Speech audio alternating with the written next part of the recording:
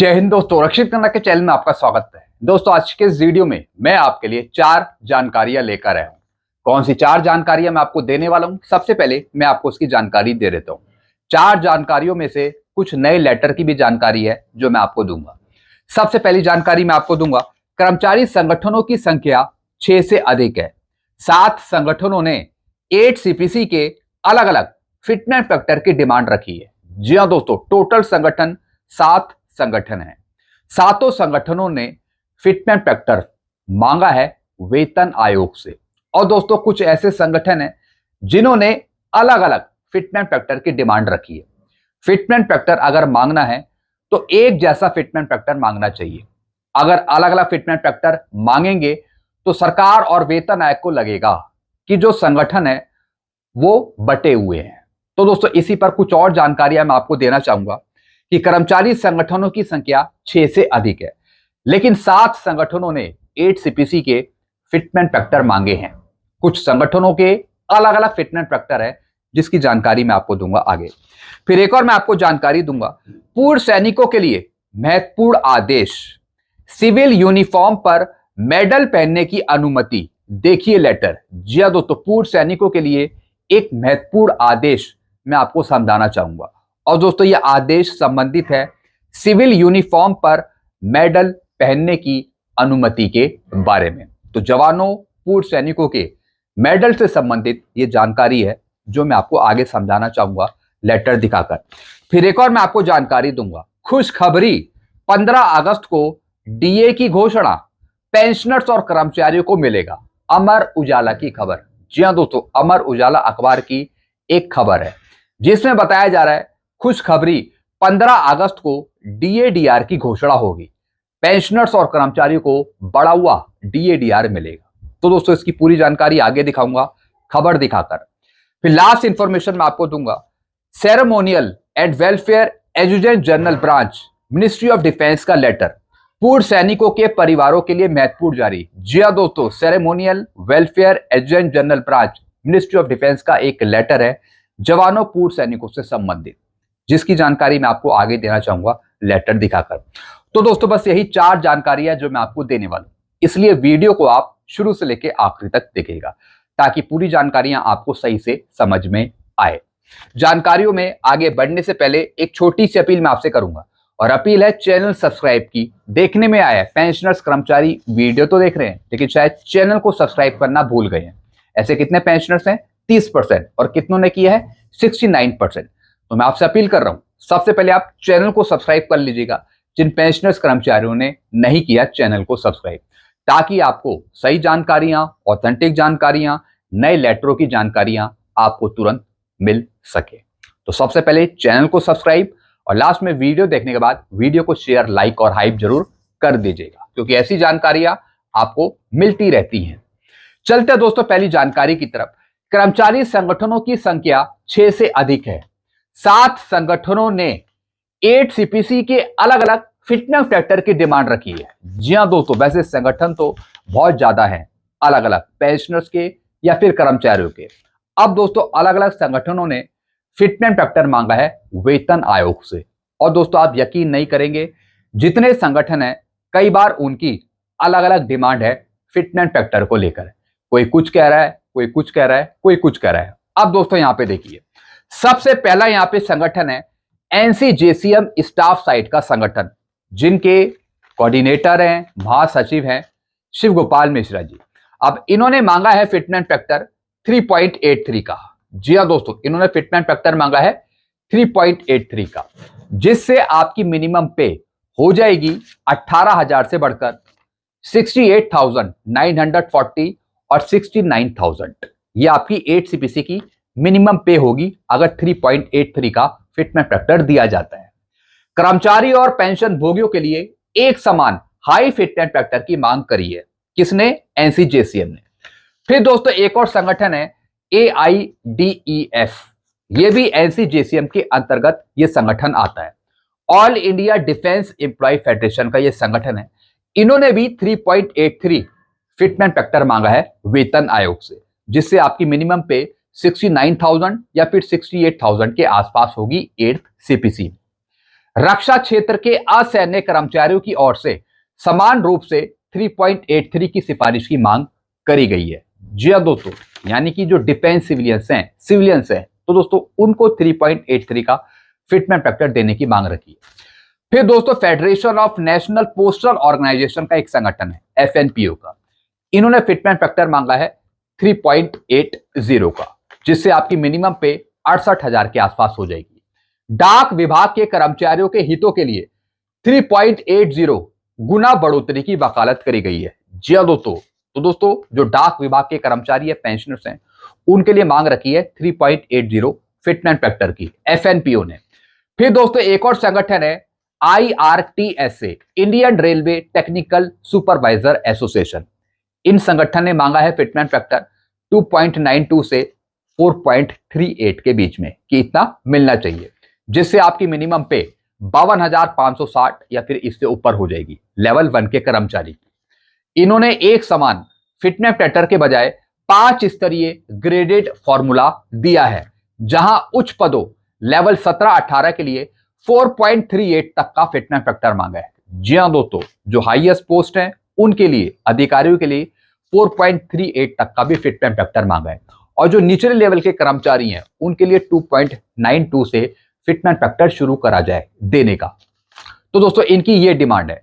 फिर दोस्तों एक और संगठन है भारतीय प्रतिरक्षा मजदूर संघ BPMS, इन्होंने फिटमेंट फैक्टर मांगा है 3.00 से 3.25 के बीच में, जिससे मिनिमम पे 54,000 से 58,500 के बीच होगी। संतुलित आर्थिक स्थितियों और महंगाई को देखते हुए फिटमेंट फैक्टर 3.0 से 3.25 का फिटमेंट फैक्टर मांगा है कि इतना मिलना चाहिए। फिर दोस्तों एक और संगठन है, और यह संगठन है all India trade union Congress. इन्होंने फिटमेंट फैक्टर मांगा है 3.00 का, 3.00, जिससे मिनिमम पे 18,000 से बढ़कर 54,000 के आसपास हो जाएगी अगर यही फिटमेंट फैक्टर दिया जाता है। न्यूनतम वेतन को कम से कम 3 गुना बढ़ाकर 54,000 करने की मांग रखी है। फिर दोस्तों एक और संगठन है केंद्रीय शिक्षक संघ PSNM और AINFF-SEF, इन्होंने फिटमेंट फैक्टर मांगा है 2.62 का, जिससे मिनिमम पे 47,210 हो जाएगी 8 CPC की। इन्होंने शिक्षकों और कर्मचारियों के लिए 2.62 फिटमेंट फैक्टर के साथ 6% एनुअल वेतन वृद्धि की विशेष मांग करी है कि एनुअल इंक्रीमेंट भी 6% दिया जाए 8 CPC में। तो दोस्तों आपने देखा किस तरह से अलग अलग संगठनों ने अलग अलग फिटमेंट फैक्टर मांगा है। कोई कुछ कह रहा है, कोई कुछ कह रहा है, कोई कुछ कह रहा है, लेकिन दोस्तों मेन ये बात है कि जो भी इन्होंने अलग अलग फिटमेंट फैक्टर की डिमांड रखी है, क्या वेतन आयोग इन्हीं फिटमेंट फैक्टर में से आपको कोई फिटमेंट फैक्टर देगा? जो ये मांग रहे हैं ये देखने वाली बात होगी। वैसे वेतन आयोग अपने तरीके से आपको फिटमेंट फैक्टर देगा अपनी कैलकुलेशन के हिसाब से। अब दोस्तों इसी पर एक नोट लिखा गया है, आधिकारिक स्थिति, अभी तक आयोग या फिर केंद्र सरकार की तरफ से किसी भी आधिकारिक फिटमेंट फैक्टर को मंजूरी नहीं दी गई है। जैसा आपको पता है अभी वेतन आयोग की तरफ से कोई भी फिटमेंट फैक्टर के बारे में नहीं बताया गया है कि हम इतना देने वाले हैं। विशेषज्ञों के अनुसार सरकार 1.92 से 2.40 के बीच का कोई व्यवहारिक आंकड़ा तय कर सकती है। जी हाँ दोस्तों, फिर से वही बात आ गई कि जो वेतन आयोग है, जो सरकार है, वो आपको फिटमेंट फैक्टर देगी 1.92 से और 2.40 के बीच में। इसकी भी जानकारी मैंने आपको पहले दी थी कई वीडियो में। यानी संगठनों की तो ये वाली डिमांड है जो मैंने आपको यहां पे समझाई, लेकिन एक्चुअल में जो विशेषज्ञ है वो बता रहे हैं 1.92 से 2.40 के बीच में, इसी के बीच मिल सकता है आपको फिटमेंट फैक्टर। बाकी दोस्तों एक सवाल भी मैं आपसे पूछूंगा कि जितने भी संगठन है उनकी एक डिमांड होनी चाहिए फिटमेंट फैक्टर रखने के बारे में। अगर 3.83 मांगा है तो जितने भी संगठन है उनको 3.83 ही मांगना चाहिए। अब कोई 3.00 मांग रहा है, कोई 2.62 मांग रहा है, कोई 2.92 मांग रहा है, तो दोस्तों इस तरीके से अलग अलग फिटमेंट फैक्टर की डिमांड नहीं रखनी चाहिए। अगर मांगना है तो एक ही फिटमेंट फैक्टर मांगो, ताकि सरकार को, वेतन आयोग को लगे कि सब संगठन एक साथ है और इनकी डिमांड भी एक ही है। अलग अलग मांगने की जरूरत नहीं है, अलग अलग रखने की जरूरत नहीं है फिटमेंट फैक्टर। मांगना है तो एक मांगो, सबका विचार, सबकी सहमति एक ही फिटमेंट फैक्टर पे होनी चाहिए। अगर चाहिए तो 3.83 चाहिए, अगर चाहिए तो 3.00 चाहिए। ये मेरा मानना है। बाकी आपका क्या कहना है कमेंट में आप जरूर बताएगा। चलते अगली जानकारी की तरफ। पूर्व सैनिकों के लिए महत्वपूर्ण आदेश, सिविल यूनिफॉर्म पर मेडल पहनने की अनुमति। देखिए लेटर। जी हां दोस्तों, एक इंपॉर्टेंट लेटर है जो मैं आपको समझाना चाहूंगा। सिविल यूनिफॉर्म पर मेडल पहनने की अनुमति से जुड़ा यह लेटर है। सिविल यूनिफॉर्म पर मेडल पहनने की अनुमति आर्मी मुख्यालय एडजुटेंट जनरल ब्रांच द्वारा एक पत्र है जिसके माध्यम से पूर्व सैनिकों द्वारा सिविल ड्रेस में मेडल, मिनिएचर मेडल पहनने के संबंध में निर्देश जारी करे गए थे। पूर्व सैनिकों को निर्धारित अवसरों पर full size medal, miniature medal पहनने की अनुमति है। पूर्व सैनिकों को निर्धारित अवसरों पर, जब कोई अवसर होते हैं तो दोस्तों उस पर मेडल पहनने की अनुमति है आपको। फुल साइज मेडल या फिर मिनिएचर मेडल। मेडल उसी प्रकार पहने जा सकते हैं जिस प्रकार सेवा में कार्यरत अधिकारी कर्मियों के लिए अधिकृत हैं। राजनीतिक प्रकृति के कार्यक्रमों में मेडल नहीं पहने जाएंगे। जी हां दोस्तों, अगर कोई राजनीतिक प्रकृति का कोई कार्यक्रम हो रहा है तो उसमें दोस्तों मेडल पहनने की अनुमति नहीं है। सेवा से अगर दुराचार है, जी हां दोस्तों, अगर आपने कोई गुनाह कर दिया, आपकी विजिलेंस रिपोर्ट क्लियर नहीं है तो उस अवसर पर आपको मेडल नहीं पहनाया जाएगा, फिर आप नहीं पहनेंगे। सेवा से दुराचार हुआ हो, अनुशासनात्मक आधार पर बर्खास्त हुए हो आप, या फिर डिस्चार्ज किए गए हो, अगर कोई जुर्म साबित हो गया आप पर, या फिर आपको बाहर कर दिया, आपको डिस्चार्ज कर दिया किसी गलती की वजह से, या फिर कोई अनुशासनात्मक कार्रवाई आप पे चल रही हो, तब दोस्तों किसी भी अवसर पर आप मेडल नहीं पहन सकते। सम्मान आपका अधिकार है, मेडल आपकी सैन्य सेवा की पहचान है। जी हां दोस्तों, सबसे पहले जब आप मेडल पहनते हैं तो आपको याद आता है देश की सेवा, लेकिन उससे पहले आपका व्यवहार है। जी हां दोस्तों, देश सेवा दूसरे नंबर पे है, लेकिन पहली सेवा है आपके व्यवहार की, आपकी बातचीत का तरीका। सर्विंग के दौरान आपने कोई गुनाह ना किया हो, आपकी सर्विस साफ सुथरी रही हो, भले आप देश की सेवा कर रहे हैं, इट्स ए फर्स्ट प्रायोरिटी या फिर सेकंड प्रायोरिटी, लेकिन सबसे पहले आपका व्यवहार है, आपका बिहेवियर, ये सबसे ज्यादा इंपॉर्टेंट है।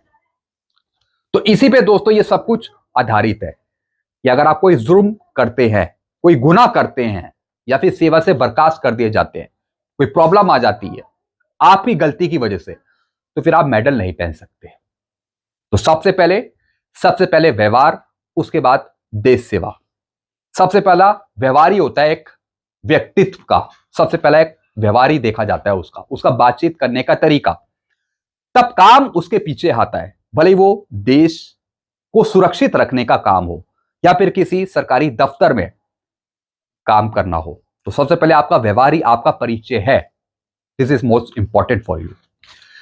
चलते हैं दोस्तों अगली जानकारी की तरफ। खुशखबरी, 15 अगस्त को डीए की घोषणा, पेंशनर्स और कर्मचारियों को मिलेगा। अमर उजाला की खबर। जी हां दोस्तों, अमर उजाला की खबर है जिससे बताया जा रहा है कि 15 अगस्त को डीए की घोषणा हो सकती है। जो आपका रुका हुआ पैसा है वो आपको मिल सकता है। अब किन कर्मचारियों को मिलेगा, किन पेंशनर्स को मिलेगा, कहां की बात हो रही है, जरा ये समझ लेते हैं। शिमला से दोस्तों ये खबर आई है, शिमला से। Himachal Pradesh pensioners welfare association Sunni इकाई के पूर्व अध्यक्ष मुश्ताक कुरैशी ने कहा है कि पेंशनर्स 15 अगस्त पर डीए और अन्य लंबित वित्तीय देनदारियों की सौगात का इंतजार कर रहे हैं। पेंशनर्स को उम्मीद है कि मुख्यमंत्री इस बार उनके लिए बड़ी घोषणा करेंगे और जल्द से जल्द उनकी पुरानी देनदारियों को चुकता करेंगे। जी हां दोस्तों, यानी कि दोस्तों राज्य सरकार की बात हो रही है। पेंशनर्स को, कर्मचारियों को लगता है कि 15 अगस्त के दिन यानी कि कल कुछ ना कुछ घोषणा हो जाएगी, भले ही वो कोई राज्य मंत्री करे या फिर कोई दूसरा मंत्री करे। कई कर्मचारी पेंशनर्स को लगता है, कई राज्य के कर्मचारी पेंशनर्स इस आस में रहते हैं कि 15 अगस्त के दिन या फिर 26 जनवरी वाले दिन हमें कुछ मिले, जैसे कि डीएडीआर में कुछ बढ़ोतरी मिल जाए या फिर पुराना कोई एरियर मिल जाए। ऐसा पेंशनर्स कर्मचारी सोचते हैं, तो उसी की बात यहां पे कर रहे हैं। कुरैशी ने कहा है कि कर्मचारी व पेंशनर्स का डीए काफी समय से लंबित पड़ा है। इनका कोई पुराना डीए है जो अभी तक नहीं दिया गया है। इनकी 3 किस्तें हो चुकी हैं, यानी 3 किस्तें जारी करनी है राज्य की सरकार को। पूर्व की सरकारों में समय समय पर कर्मचारियों को डीए दिया जाता था। इस बार भी मुख्यमंत्री ने पहले जो घोषणाएं की थी वे अब तक पूरी नहीं हुई है। इसके बावजूद कर्मचारियों पेंशनर्स को विश्वास है कि 15 अगस्त को सरकार डीए की किस्त जारी करेगी ताकि महंगाई के दौर में पेंशनर्स को इसका लाभ मिल सके। उन्होंने कहा है कि डीए व अन्य वित्तीय मांगे पूरी नहीं होने से इन वर्गों में काफी ज्यादा रोष है, काफी नाराज हैं। पेंशनर्स के मेडिकल बिलों की अदायगी भी समय पर नहीं हो पा रही, जिससे सेवानिवृत्त कर्मचारियों को बेहद परेशानी हो रही है। कई विभागों में सरकार की घोषणा के बाद भी मेडिकल बिलों का पूरा भुगतान नहीं हो पाया, ना ही डीए का एरियर दिया गया, ना ही पुराना डीए रिलीज करा गया, और जो पेंशनर्स के कर्मचारियों के मेडिकल बिल हैं वो भी क्लियर अभी तक नहीं हुए। उन्होंने कहा है कि मुख्यमंत्री सुखविंदर सिंह सुक्खू खुद कहते हैं कि वे कर्मचारी के बेटे हैं, इसलिए उनको कर्मचारियों और पेंशनर्स का दर्द समझना चाहिए। जो मां के मुख्यमंत्री है, अब उन पे आस जताई है कि वो कुछ करें, 15 अगस्त को कुछ घोषणाएं करें कर्मचारियों और पेंशनर्स से संबंधित। उनको पुराना एरियर दे, बड़ा हुआ डीए दे, उनके जो मेडिकल बिल्स हैं उनको फटाफट क्लियर करें। तो दोस्तों, जिस तरीके से राज्य की सरकारें इस तरीके का कदम उठा सकती हैं, या फिर इनके पेंशनर्स कर्मचारी सोच सकते हैं कि 15 अगस्त के दिन कुछ घोषणाएं होगी, तो क्या केंद्र सरकार ऐसा कर सकती है? बिल्कुल नहीं। जी हां दोस्तों, केंद्र सरकार बिल्कुल उल्टा चलती है। डीए की घोषणा करेगी वो दिवाली के आसपास करेगी। भले डीए हमें 63% ही मिलेगा, ये कंफर्म है, लेकिन घोषणा करेगी दिवाली के आसपास, इससे पहले नहीं करती। केंद्र सरकार खुशखबरी बहुत लेट देती है, और केंद्र सरकार 2% 3% की बढ़ोतरी को बहुत बड़ी खुशखबरी मानती है। जैसे कि आप कोई काजू कतली की बर्फी खरीदेंगे, या फिर आप हेलीकॉप्टर में उड़ने लगेंगे, मतलब बहुत बड़ी खुशखबरी मानती है केंद्र सरकार 2 से 3% की बढ़ोतरी पर। तो दोस्तों, एक ये खबर थी, 15 अगस्त को केंद्र की सरकार कुछ नहीं देने वाली है, कुछ नहीं देने वाली। जो पीएम मोदी जी हैं, या फिर जो राष्ट्रपति जी हैं, जो हमारे नेता हैं, जो भी हैं, तो कोई बड़ी घोषणा नहीं करते, चाहे 26 जनवरी हो या फिर 15 अगस्त हो। ये मैंने आपको जानकारी अभी से समझा दी। चलते हैं दोस्तों अगली जानकारी की तरफ। Ceremonial and welfare adjutant general branch, ministry of defence का लेटर पूर्व सैनिकों के परिवारों के लिए। जी हाँ दोस्तों, अब दोस्तों एक लेटर है ceremonial welfare adjutant general branch का, एक लेटर है पूर्व सैनिकों के परिवारों के लिए। कुछ सुविधाएं हैं आपके लिए। पूर्व सैनिकों के परिवारों के लिए महत्वपूर्ण जानकारी, आर्मी हेडक्वार्टर का एक लेटर है 11 जुलाई का, जिसका सब्जेक्ट है wearing of family medals by next of kin service personnel and ex serviceman. जी हाँ दोस्तों, पूर्व सैनिकों को प्रदान किए गए फैमिली मेडल उनके नेक्स्ट ऑफ किंग द्वारा पहने जा सकते हैं। यानी जो सैनिक है, पूर्व सैनिक है, जो उनकी पत्नी है, वो अब मेडल पहनेंगी। किस अवसर पे, इसकी भी जानकारी दी। अनेकों को ये मेडल केवल निम्न अवसरों पर दाहिनी छाती राइट चेस्ट पर पहनने की अनुमति है, जैसे कि होमेज सेरेमनी पे, श्रद्धांजलि समारोह पे। वाइफ की बात कर रहा हूं मैं, स्पाउस की बात कर रहा हूं।